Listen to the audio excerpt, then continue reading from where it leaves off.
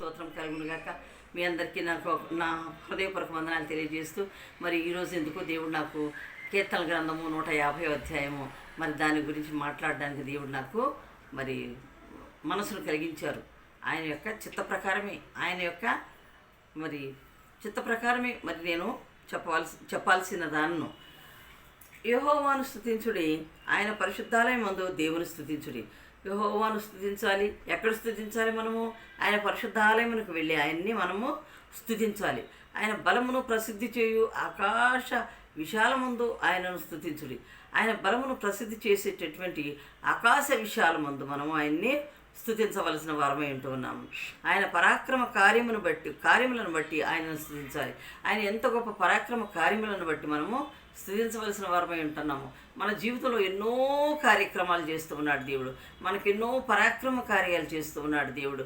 మరి దేవుడు చేసే ప్రతి కార్యక్రమాన్ని గూర్చి మనము ప్రతి చోట, ప్రతి వారికి, ప్రతి స్థలమందు కూడా, ప్రతి సమయమందును అసమయమందును కూడా మనం చెప్పవలసిన వారమై ఉంటూ ఉన్నాము. దేవుడు మన జీవితాలు ఎన్నో పరాక్రమ కార్యాలు చేస్తూ ఉన్నాడు. అది గ్రహింపలేని వారు దేవుని గుర్తెరగరండి. దేవుడు చేస్తున్న ప్రతి కార్యమును లక్ష్య పెట్టి, దేవుడు నా జీవితంలో ఏమేం చేశాడు, మా జీవితంలో ఏమేం చేశాడు అని ఎంతమంది అయితే లెక్కించుకుంటూ దేవునికి కృతజ్ఞత కలిగి ఉంటారో వారు ఏం చేయాలి? ఆయన పరాక్రమ కార్యములను బట్టి ఆయనను స్తుతించాలి. దేవా, నువ్వు ఎంత గొప్ప దేవుడవు నాయనా, నీ కృప, నీ కాపుదల భద్రపరిచావు తండ్రి, మమ్మల్ని ఇప్పటి వరకు సజీవులుగా ఉంచావు దేవా, మీకే స్తుతులు స్తోత్రములు తండ్రి అని ఆయన పరాక్రమ కార్యములను, అలాగే ఆయన్ను గురించి మనం స్తుతించవలసిన వారమై ఉంటున్నాము. ఆయన మహాప్రభావం బట్టి ఆయనను స్తుతించాలి. మహాప్రభావవంతుడైన అయితే ఆయన ఎలాంటి వాడు? మహాప్రభావమును బట్టి ప్రభావం బట్టి మనం ఆయన స్తుతించాలి. బోరధ్వనితో ఆయన స్తుతించాలి. స్వరమండలములతోనూ సితారాలతోనూ ఆయన మనం స్తుతించవలసిన వారమై ఉంటూ ఉన్నాము. ఎలా స్తుతించాలండి? మనకి దేవుడు ఎన్నో వాయిద్యాలు ఇచ్చాడు కదా. గంభీర తాళాలతో, బ్రోగు తాళములతోనూ, సంతి వాద్యములతోనూ, సన్నాయిలతోనూ కదా, ఈ ఎన్నో రకరకాల వాయిద్యాలు, ఎంతో చక్కని మృదంగాలతోనూ మరి దేవుడు మనకిచ్చాడు అనేకమైన వాయిద్యాలు. ఇవన్నీ వాయిస్తూ దేవుణ్ణి మనం కీర్తిస్తున్నప్పుడు, పాటలతో, గానములతో మనం దేవుని స్తుతిస్తున్నప్పుడు ఎంత ఆనందంగా ఉంటుందో మన హృదయం. మృదంగ తాళ ధ్వనులతో మనం ఆయన స్తుతించవలసిన వారమే ఉంటున్నాం. ఈ మృదంగం దేని ద్వారా చేయబడిందండి? పశువుల చర్మం ద్వారా. చూడండి, జంతువులు చనిపోతాయి, వాటి చర్మం ద్వారా చక్కని ఇన్స్ట్రుమెంట్స్ తయారు చేస్తారు.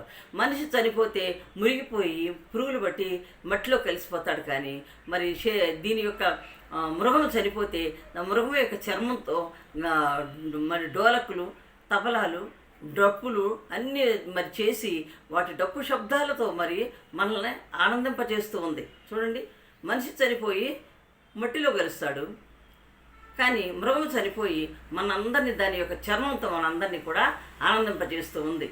దానికన్నా ఉంది విలువ, మానవునికి విలువ లేదు. కాబట్టి అంటాడు, ఓ మానవుడా, నీవు నన్ను గుర్తెరుగు, నా భయభక్తుల నేను నేర్పేటటువంటి భయభక్తులను నీవు నేర్చుకో అని చెప్పేసి అన్నాడు. నీవు నన్ను స్తుతించు. ఎలా స్తుతించాలో కూడా దేవుడే చెబుతూ ఉన్నాడు పరిశుద్ధ గ్రంథంలో. ఆయన పరాక్రమ కార్యాలను బట్టి స్తుతించు, ఆకాశ విశాలమందు నువ్వు స్తుతించు, అలాగే ఆయన మహిమ ప్రభావములను బట్టి నువ్వు స్తుతించు, బోరధ్వనులతో ఆయన స్తుతించు, తర్వాత స్వరమండలములతో, సితారాలతో ఆయన స్తుతించు, తంబుర్లతోనూ నాట్యంతోనూ ఆయన స్తుతించాలి. హల్లెలూయా, హల్లెలూయా. దావీదు మహారాజు మరి మందసపు పెట్టే తీసుకుని వస్తూ ఉన్నప్పుడు ఆయన మందసపు పెట్టి ముందు తన ఒంటి మీద వస్త్రాన్ని తీసి ఎంతో ఘనంగా ఆయన నాట్యం ఆడాడు. మరి చూసినట్లయితే మిరియాము మరి రేవు దాటిపోయినాక ఎర్ర సముద్రాన్ని దాటిన తర్వాత తంబురతో, సితారాలతో, తన స్నేహితురాలతో కలిసి ఎంతో గొప్పగా ఆమె నాట్యం చేసినటువంటి గొప్ప ప్రవక్త్రిని కూడా. చూడండి ఎంత గొప్ప విషయం. మనం ఎందుకు చేయలేకపోతున్నాము? అమ్మ చేతులెత్తి ప్రార్థించండి, హల్లెలూయా చెప్పండి అంటే ఎవరు కూడా దానికి ఇష్టపడరండి. చేయెత్తి నీవు ఎప్పుడైతే ప్రార్థిస్తావో దేవుని యొక్క మహిమను చూడగలుగుతావు.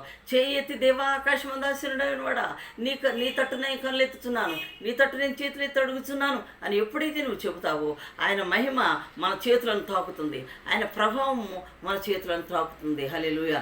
కాబట్టి మనము తంబుర్లతోనూ నాట్యంతోనూ ఆయన స్తుతించవలసిన వారమై ఉంటున్నాము. తంతి వాద్యాలతో, పిల్లల గురువులతో ఆయన స్తుతించవలసిన వారమై ఉంటున్నాము. మ్రోగు తాళములతో ఆయన స్తుతించవలసిన వారమై ఉంటున్నాము. గంభీర ధ్వని గల గంభీర ధ్వని గల తాళములతో ఆయన స్తుతించవలసిన వారమై ఉంటున్నాము. సకల ప్రాణులు యెహోవాను స్తుతించుదురు గాక. యెహోవాను స్తుతించుడి, దేవాది దేవునికి స్తోత్రం కలుగును గాక. ఆయన ఎన్ని వైద్యాలు ఉన్నాయి చూసారండి, ఎంత గొప్పగా చెప్తాడు. దేవుని ఆలయంలోకి వెళ్ళండి, మీకు కలిగినటువంటి ఈ యొక్క వీటిని ఏమంటారు, ఇన్స్ట్రుమెంట్స్తో, ఈ యొక్క వాయిద్యాలన్నింటితో కూడా మీరు వాయిస్తూ దేవుని స్తుతించండి, నాట్యమాడుతూ స్తుతించండి, గంభీర ధ్వనిగల సితారాలతోనూ తంతివాద్యాలతో మీరు స్తుతించండి అని చెప్పేసి అంటూ ఉన్నాడు. ఎక్కడ స్తుతించాలి? నేను ఇంట్లోనే ఉన్నాను నాకు చాలే అనుకుంటే కాదు, దేవుని ఆలయమునికి వెళ్ళి ఎలా స్తుతించాలట? యెహోవాను స్తుతించుడి, ఆయన పరిశుద్ధాలయం మందు దేవుని స్తుతించుడి, దేవాది దేవునికి స్తోత్రం కలుగును గాక. ఆయన బలము, ఆయన పరాక్రమ కార్యాలన్నింటిని బట్టి మనం స్తుతించాలి. ఎన్నో గొప్ప గొప్ప ఆయన స్వరాన్ని వినిపించాడు పాత నిబంధన కాలంలో. యేసుక్రీస్తు వారు మన పాపశాపముల నిమిత్తమై శిలువ మీద మరణం చెంది సమాధి చేయబడి మూడవ దినం తిరిగి లేచి తండ్రి కుడి చేతి వైపున కూర్చుండి ఉన్నాడు, సజీవుడుగా మన మధ్యన ఉన్నాడు, పరిశుద్ధాత్మగా. దేవాది దేవునికి స్తోత్రం కలుగునుగాక. కాబట్టి మన దేవుడు మనకు శరీర రూపిగా వచ్చాడు, శరీరధారిగా వచ్చాడు మనుషుల్లోకి. ఆయన తన ప్రాణాన్ని పెట్టాడు మన కొరకు, ఆయన తన స్వరక్తాన్ని మనకు ఇచ్చి మనల్ని కొనుక్కొని ఉన్నాడు. కాబట్టి ఆయన స్తుతించడం ఎంతో యోగ్యదాయకము. కాబట్టి నా ప్రియమైన సహోదరులారా, ఏ విధంగా స్తుతించాలి అనేది కూడా బైబిల్ గ్రంథం అందు వ్రాయబడి ఉన్నది. నీకు కలిగిన సమస్త వాద్యములతో నీవు దేవుణ్ణి నాట్యం పాడుతూ, తంతి వాద్యములతో, పిల్లల గురువులతో, మ్రోగు తాళాలతో కూడా ఆయన్ను స్తుతించాలి. గంభీర ధ్వని గల తాళాలతో మీరు ఆయన స్తుతించాలి. మరి ఇంకేమంటున్నాడు? స్వరమండలములతో స్తుతించాలి. ఎన్ని వాయిద్యాలు ఉన్నాయండి. దేవాది దేవునికి స్తోత్రం కలుగును గాక. మరి దేవుడిచ్చిన కృపను బట్టి వందనాలు చెల్లిస్తున్నా. దేవుని యొక్క ఆయన యొక్క ప్రణాళిక గొప్పదండి మన పట్ల. తల్లి గర్భంలో రూపింపబడక మునిపే మనల్ని ఆయన తన అరచేతిలో రాసుకున్నాడు. మనం తల్లి గర్భం ముందు రూపింపబడక మునిపే మన ప్రణాళిక ఏమిటో ఆయన చేతుల్లో ఉన్నది. మనం ఏ విధంగా నడిచినా కూడా ఆయన చిత్త ప్రకారమే మనకు జరుగుతుంది. కానీ అయ్యో నేను అనుకున్నది జరగలేదు ఏంటి అనుకుంటారు. కాదండి, అది జరగలేదు అంటే దేవుని చిత్తంలో అది లేదు అనమాట. కానీ మనం అనుకుంటాం నేను అడిగింది ఇస్తున్నాడు దేవుడు, తప్పకుండా ఇస్తున్నాడు దేవుడు అని విశ్వాసంతో నువ్వు మంచిది కోరుకున్నట్లయితే దేవుడు తప్పకుండా ఇస్తాడు. మరి అసమర్థంగా నువ్వు కోరుకున్నట్లయితే దాన్ని దేవుడు మనకి ఎన్నడూ ఇవ్వబోడు. ఆయనకి తెలుసు.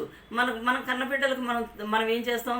నా బిడ్డలకి మంచి వస్తువు ఇవ్వాలి, నా బిడ్డలకి మంచి ఖరీదైనది ఇవ్వాలి, నా బిడ్డలకి యోగ్యమైనది ఇవ్వాలి అని మనం ఎట్లా ఆలోచిస్తున్నాము? మనల్ని సృజించిన మన సృష్టికర్త అయిన మన తండ్రి మనకి ఆయన మనం ఊహించే వాటికంటే, మనం తలించిన వాటికంటే గొప్పవి ఇవ్వాలని ఆయన చూస్తున్నాడు. కానీ మనం ఎంత అల్పులమో తెలుసా?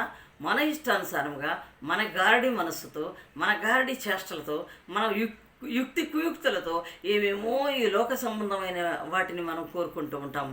వాటిని దేవుడు ఇవ్వడండి. వాటిని ఎన్నడూ కూడా మనకు దయచేయడు. ఆయన ప్రణాళికలో ఉన్నాం, మనం ఆయన ఆలోచనలో ఉన్నాము, ఆయన చిత్తంలో మనం ఉన్నాం. కాబట్టి ఆయన ఏది ఇవ్వవలనో, ఏ మంచి యోగ్యత కలిగినటువంటి ఈవులను ఇవ్వవలనో ఆయనకే అది తెలుసండి. దేవునికి స్తోత్రం కలుగును గాక. కాబట్టి దేవా, ఇది నాకు అవసరం, మరి ఇది నాయన ఇది నాకు యోగ్యమైందో కాదో నాకు తెలియదు, కానీ అది నీ చిత్త ప్రకారం నాకు దయచేయి ప్రభా.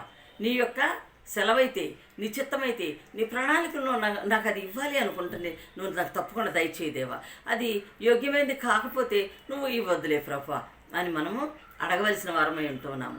దేవాది దేవునికి స్తోత్రం కలుగును గాక. దేవుని స్తుతించాలి, అనిత్యము స్తుతించాలి. భక్తులు ఎప్పుడూ కూడా ఉత్సాహగానాలతో, పడకల మీద ఉండి కూడా ఉత్సాహగానాలు పాడతారు. అది ఎందుకో తెలుసా? నా తల్లి ఎంత గొప్పదో చెప్పలేనండి. ఎప్పుడు పాటలు పాడుతూనే ఉండేది. అదే అలవాటు నాకు కూడా వచ్చేసింది బాగా. నా తల్లి ఎప్పుడు దేవుని స్తుతిస్తూనే ఉండేది. 7 బిడ్డలను పెంచుతూ, వచ్చేపోయే వాళ్ళకు వండి పెడుతూ, తను ఒక టీచర్గా స్కూల్లో, మరి నాన్న ఒక్కొక్కసారి బయటకు వెళ్ళిపోయినప్పుడు స్కూల్ మొత్తం రన్ చేస్తూ ఆమె ఎన్నో గొప్ప గొప్ప కార్యాలు చేసింది. నా కళ్ళతో నేను చూశాను. నా కన్న తల్లిదండ్రులు చేసినటువంటి గొప్ప సేవను బట్టి నేను దేవునికి వందనాలు చెల్లించుకుంటూ ఉన్నాను. వారిని అనుసరించాను, వారు ఏం చేస్తున్నారో పక్కన చూసుకున్నాను, కానీ వారి బాటలో నడిచాను. వారికి ఉన్నటువంటి తలాంతులన్నీ కూడా దేవుడు నాకు ఇచ్చాడు. కాబట్టి తల్లిదండ్రులను లెక్క చేయకుండా, తల్లిదండ్రులను లక్ష్య పెట్టకుండా ఎవరైతే ఉంటారో వాళ్ళు చాలా చాలా దేవుని ప్రణాళికలో ఉంటారండి. ఎందుకని? నువ్వు నిజంగా నీ తల్లిదండ్రులు చెప్పినటువంటి మాట విని వారి మాట ప్రకారం నడిస్తే వారి మాట ప్రకారం చేస్తే వారు మంచే చేస్తారు కానీ చెడు చేయరు కదండి. మంచే చెబుతారు కానీ చెడు అయితే నేర్పరు కదండి. కాబట్టి చెప్పుతున్న ప్రతీదీ కూడా మరి మాట విని వాటి ప్రకారం దేవుని స్తుతించడం చాలా మంచిది. దేవుడు ఈ కొద్ది మాటలు మరి దీవించాలని, అందరినీ దీవించి ఆశీర్వదించి ఆయన సమాధానము మనందరికీ దేవుడు దయచేయునుగాక. ఆయన కృప సమాధానములు మనందరికీ నిత్యము తోడయ్యుడునుగాక. దేవాది దేవునికి స్తోత్రం కలుగునుగాక. మరి దేవుడి కొద్ది మాటలు మన వినికిడిలో దీవించి ఆశీర్వదించునుగాక. మీరందరూ కూడా నా కొరకు కూడా ప్రార్థన చేయండి దయచేసి. మరి దేవాది దేవునికి స్తోత్రం కలుగునుగాక. మరి విన్నటువంటి బిడ్డలందరికీ మంచి ఆశీర్వాదములతో నింపి నిండుగా మెండుగా దీవించి ఆశీర్వదించునుగాక. Amen, amen, amen.